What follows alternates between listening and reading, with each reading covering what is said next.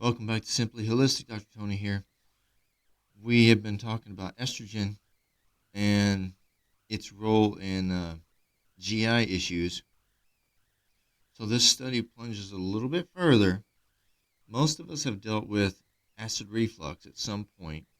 So the study dives a little bit further, and we're going to go into estrogen, the possible role of estrogen with acid reflux. It's not called acid reflux throughout the study, but acid reflux falls right in with this. Okay. Estrogen and estrogen receptors in esophageal diseases. Gastroesophageal reflux disease, or GERD. Most of us would consider this to be acid reflux because you feel the acid reflux back up. It just happens that this is in the gastrointestinal tract, therefore gastro in the esophagus. Gastroesophageal reflux disease, GERD, is a spectrum of reflux diseases of the gastroesophageal junction. GERD is a recurrent disease. It happens again and again. Who would have thought? I don't think they had to tell us that part. What do you think? That has been defined in the Montreal Consensus Report as a chronic disease. Yes, acid reflux is actually chronic, in which the reflux of gastric contents into the esophagus in abnormal quantities causes clinical symptoms with or without mucosal erosions. So acid reflux is a clinical issue with or without mucosal. This means that you could have the acid reflux just, and you're going, oh, ow, that burns, that hurts, or maybe your breath. You could have it to that degree, or you could have mucus that you have to clear it, you have to spit it up. You could have that coming up with it. And a lot of people do. This is actually more common with things like asthma, upper respiratory. GERD is influenced by multiple factors. GERD is influenced by multiple factors. And I'll preface this by saying I personally don't agree with all or each one of these factors. Okay, GERD is influenced by multiple factors, including age.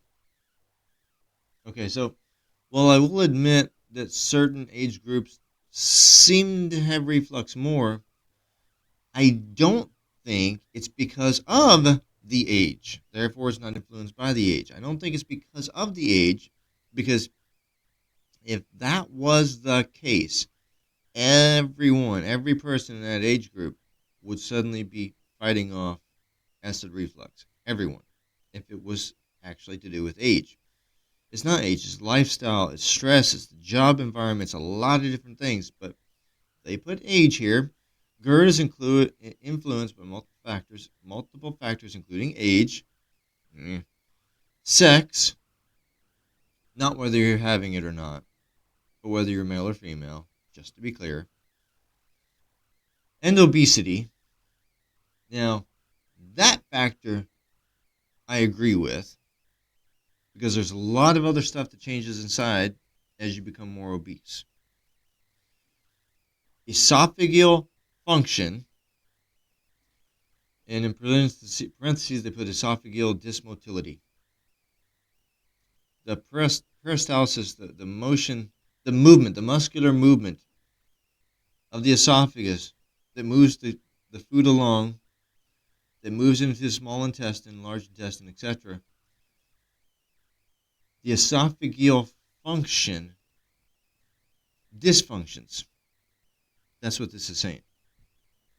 Anatomical abnormalities, such as a gastroesophageal hernia,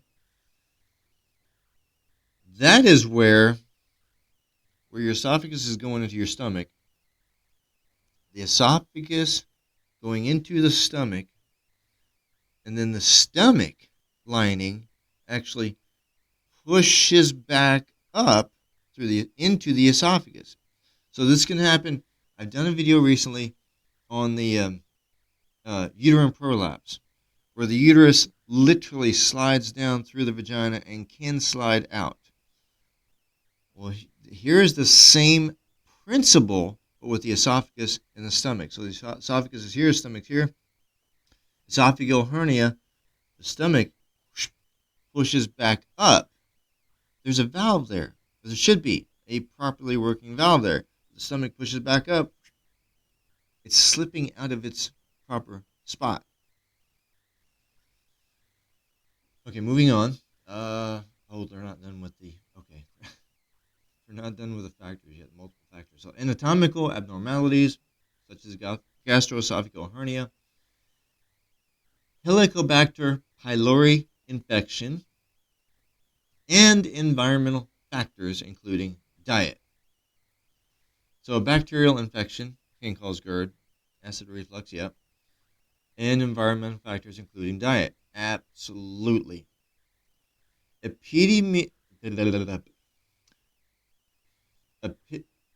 Oh my gosh, now my tongue is tied. Epidemiological studies have shown that reflux esophagitis is more prevalent in males. Another point that I don't completely agree with, because when we really break it down, the male and the female hormones are different.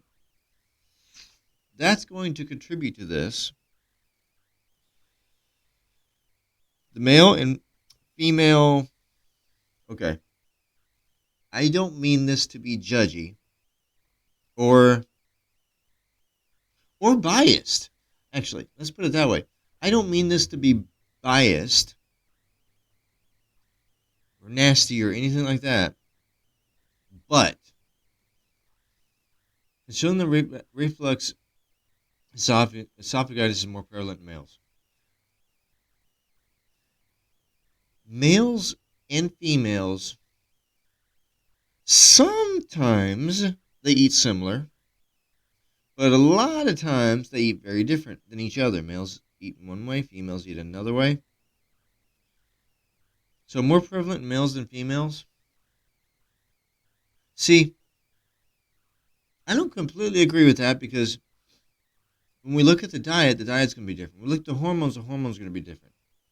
When you factor in hormones and diet, that can easily lead to the acid balance getting out of whack. So more acid balance, so more acid reflux, the valves malfunctioning.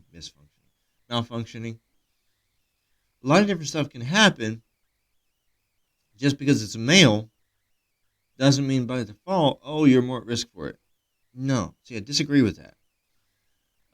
Okay. These studies have shown that reflux esophagitis is more prevalent in males. This study found that men are more likely to develop GERD compared with that in women, and the prevalence of GERD in women is significantly increased with age, and there we go, tying it to age again, particularly in women over 50 years old. Here's what I would say about that. As you age, ladies, your hormones change. Your diet changes. Your stress level changes. It's not just because you're a woman that's getting older. It's because of the other factors involved. Because if it was just the fact that you're a woman and you're getting older, why isn't every woman in your age bracket, every single woman in your age bracket, battling this? Why not? See, there's other factors, not just because you're a woman that's getting older. Okay, so that's what they wrote here, though, particularly in women over 50 years old. They say it indicates that the prevalence of GERD is closely...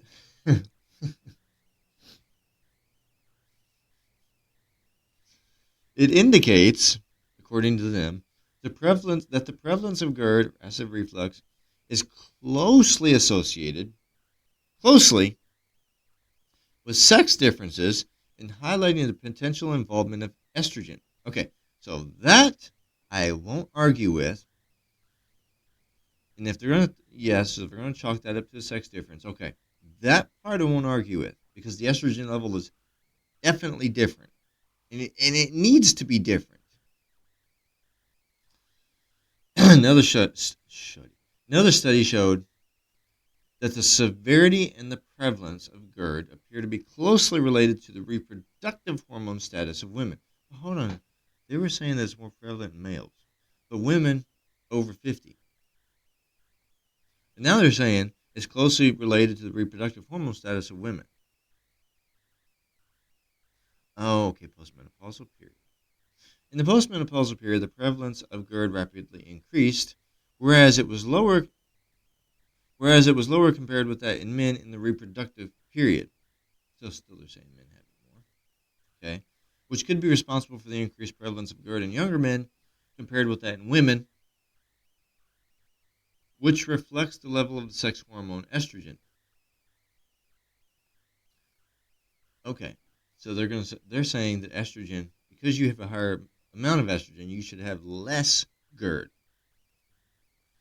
This potential effect of estrogen could delay the development of GERD via its anti-inflammatory function, saying that estrogen is anti-inflammatory, not GERD, and acquisition of epithelial resistance in the esophagus against causative refluxate, thus demonstrating that estrogen in women could be responsible for GERD being more common in men with that in women. In addition, this other study demonstrated the role of estrogen in attenuating the esophageal tissue damage, lowering the esophageal tissue damage, and NO-related esophageal damage. Nitric oxide, by the way. Furthermore, this research could explain the well-recognized male predominance in the GERD spectrum in humans. Moreover, in female rats, estrogen binds the estrogen receptor and attenuates esophageal tissue damage. So all this to say that, ladies, because you have higher estrogen, you're going to have less acid reflux. And some of you are going to sit here listening to what I just said, and you're going to go, ain't that way, ain't true. And I agree with you. I agree with you. I know. You ladies battle this a lot. You really do. I'm not going to disagree with you on that. Now, could estrogen play a role in helping to alleviate it? Yeah, maybe. Does this mean that we need to raise the level of estrogen in your body? No, because most of you are in estrogen dominance already. And that may be why some of you don't fight acid reflux because of the estrogen dominance. Maybe. Most of you are in estrogen dominance already, which brings with it a whole other list of symptoms that I'm looking at right now that you really don't want to deal with. Now, for most of you that are in estrogen dominance, and you come into this office and we treat you for estrogen dominance to clear the dominance up so it's not dominating anymore, should you be scared that then, am I going to have GERD? Am I going to experience acid reflux? Well, that shouldn't be a fear of it because that is not our goal in this office. It's not the goal of treatment. It's not to lower your estrogen to bring acid reflux on. No, that's not the goal. We want to clear all the health issues up. That's just one or two. All. Which actually, might as well say this now, which actually leads to a weakness of mine, a pitfall, that at times, I'll be honest, I don't realize how many different herbs I might put you on at some point. And granted, they're all meant to be temporary. They're not meant to be lifetime things. But there are some times with some people that they end up having,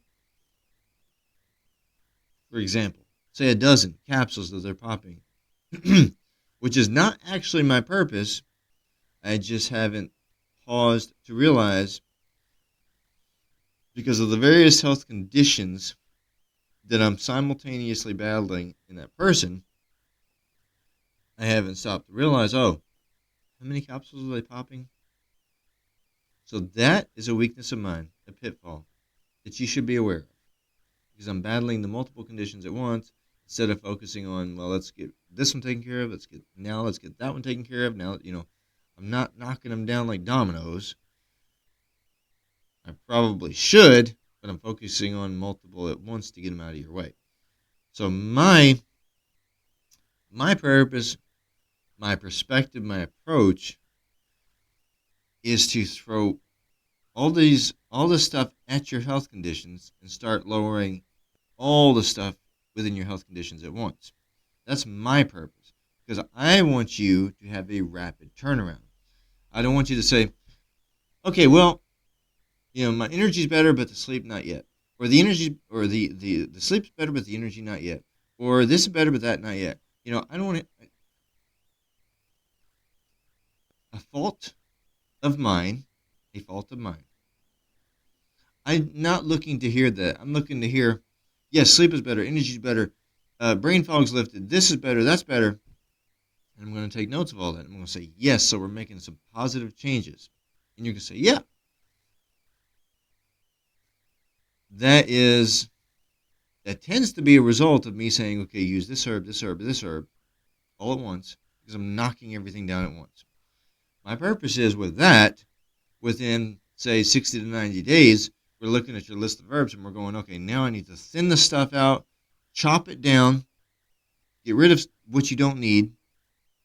That's my purpose. You're on a temporary burst with the herbs to knock a bunch of things back in line, and then we start pulling you back off of them. Okay. That's how, in my mind, that's how I operate. Not everyone has a GI tract that can handle that at this time. Again, that is a fault of mine. Sometimes I have to rein that approach in and go slower with you. If that's the case, this is no offense against you. So if that's the case, that is the approach that we'll take. I'm not opposed to that.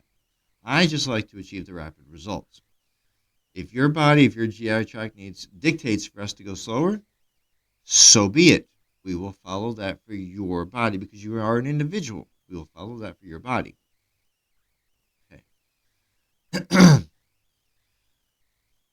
Okay, so yeah, I got off on that tangent because of saying that we don't want to lower the estrogen to get you out of estrogen dominance while at the same time bring on acid reflux. That's not the purpose. Okay, so at least they admit this. However, contradictory studies have shown that estrogen and estrogen receptor and not antagonists, agonists are associated with the increased risk of GERD. Female sex hormones can relax the lower esophageal sphincter and increase the risk of GERD. So female sex hormones, okay. So it was saying that the higher estrogen can actually lower the acid reflux. Now female sex hormones can relax that valve, sphincter, the valve. Female sex hormones can relax the lower esophageal valve and increase the risk that the reflux happens. So first, that's why I said contradictory. First, the estrogen is going to help you. Let's raise the estrogen because the estrogen is going to help you to get rid of the acid reflux. Oh, but wait. Contradictory studies have shown that with raised estrogen, the acid reflux is worse. That's when I ask, who's paying for the study? How was the study constructed? What type of result that the people doing the study are paying for? What type of result that they want to accomplish? Because you can tweak studies to make it come out to say what you want it to say. So what type of result did they want to accomplish? And then you'll find out why these studies are contradictory. Furthermore, women who have never taken postmenopausal hormone therapies have a lower risk of reflux symptoms compared with women who have or are still taking estrogen replacement therapy. So if you let your body be natural, you have a lower risk of acid reflux. If you don't let your body be natural and you start shoving pharmaceutical estrogen in, estrogen replacement therapy, ERT is pharmaceutical estrogen, start shoving pharmaceutical estrogen in, hello acid reflux, there is a positive correlation between the risk of reflux symptoms, increased estrogen dose, and increased duration of estrogen use. Chronic estrogen usage.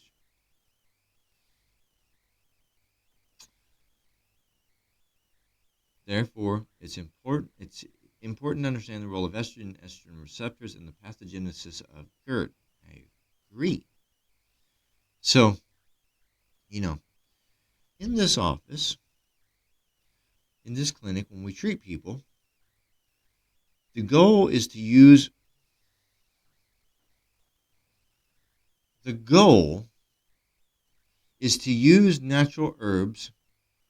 Granted, they come in a bottle, but the goal is to use natural herbs that you can take daily that will accomplish specific purposes in your body.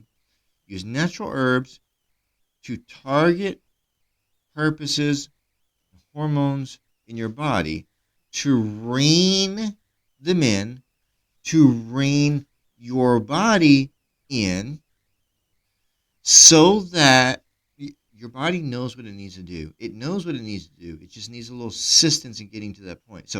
So that your body is where it needs to be, we can then pull the rug. Let's say pull the rug back out. Maybe that's not the best, because you pull the rug out, usually the bottom's dropped out, you're just, okay. Not the best phrasing. We rein your body in so that then we can then pull those herbs back, not drugs, pull the herbs back and let your body do what it knows it needs to do anyway, but it hasn't been able to. We are removing the obstacles and giving your body the raw materials that it needs. So throughout the process that you're being treated with herbs here, through this office, throughout the process, we're going to be talking about endocrine disruptors that are in your diet that need to be removed from your diet, removing the obstacles to your body.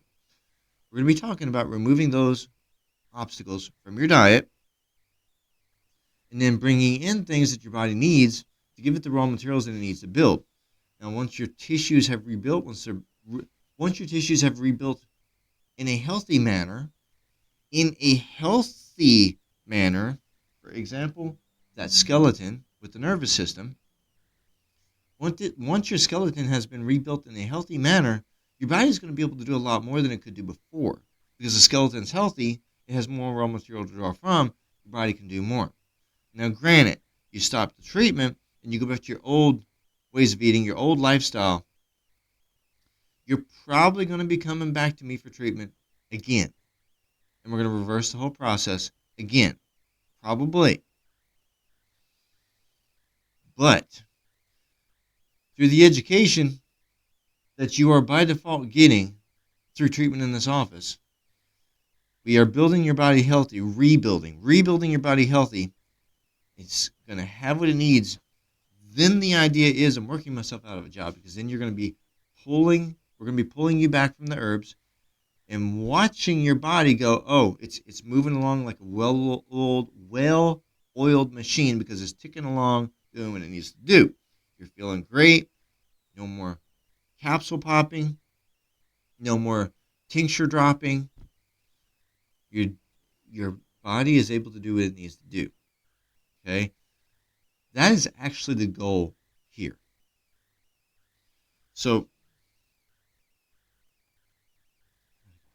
what was it? Furthermore, women, okay, postman. Yeah, because we were discussing the non-natural therapies like the estrogen replacement. Okay, that's how I got off on that tangent. The non-natural therapies like the estrogen replacement. Pharmaceutical grade sex steroid hormones, whether it's estrogen, testosterone, whatever it might be, progesterone. The pharmaceutical grade sex steroid hormones, yes, they're a Band-Aid fix, but the pharmaceutical grade sex steroid hormones are actually going to hurt you more. Even as a Band-Aid fix, they're going to hurt you more because the body sees this coming in. Your body is liable to say, oh, okay, you're supplying me with this, say estrogen. You're supplying me with this, so guess what? I'm just going to stop producing estrogen that much more because you're putting it in here, you're giving it to us, you're feeding it, you're supplying it. So why do I need to make it? Because you're just bringing it in, so I'm going to stop making it. Does that sound like a good plan? That's what the body actually tends to do, though. That's some of the internal communication here. How do you know that's the internal communication? Because various scientists, doctors have seen this outcome, that the body stops producing something if it has been chronically administered to produce a desired end result, because when the body wasn't making it to begin with, and you chronically administering it from the outside, and then you stop it, then the body is suddenly, whoa, wait, where'd it go? It's just like it's non-existent now because the body stopped it altogether. So the body might do this. With that said, it could have been, let me say this for clarification, it could have been that whatever was stopping producing that hormone before, while you were taking it in from the outside, that body tissue that was producing but not producing adequately, it is possible that body tissue just decided, okay, I'm just going to fail on you and just stop producing completely, not because you're taking it in from the outside, but just because that body tissue was failing to begin with. How can we know the difference between those two? I'm not sure we figured out a way at this point to know that difference. But it is possible that the body tissue is just failing to begin with, and that's what happened for this outcome. Either way, what we need to do naturally is bring healing to the body tissue. If we see something in the body going down, here's my perspective, my approach.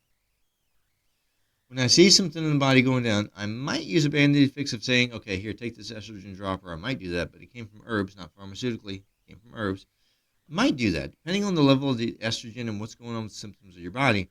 But beyond that, I'm going to say, okay, we also need to take this approach to actually heal the tissue that seems to be stopping producing. I don't want to leave that tissue alone and just let it wither away even more. I want to give the body something to heal that tissue so that it starts producing again as it should be producing. That way, the Band-Aid fix, then we can go, okay, let's pull it back and now let your body do what it needs to be doing. How do you know when that happens? Well, you take another blood test, and let's say, for example, since I used estrogen as the example, let's say, for example, your body starts producing it while we are administering it herbally, and then your estrogen goes, whew. Well, I'm going to look at that and say, okay, we're not giving your body that much estrogen. Now, let's stop the external estrogen and see what your body's producing on its own. See, with me? Blood tests will reveal this to us. Okay. Find me at justsimplyholistic.com. Get our paperwork done, bring it into our Simply Holistic office. Let's go through our initial gamut of testing. Let's see where you are, how your body's doing, see what the numbers dictate to us. Let us form that initial protocol to help treat you and help you to reverse some of these conditions, especially if you've got an acid reflux, which is fairly common. Okay. Get it again. We look forward to seeing and serving you soon.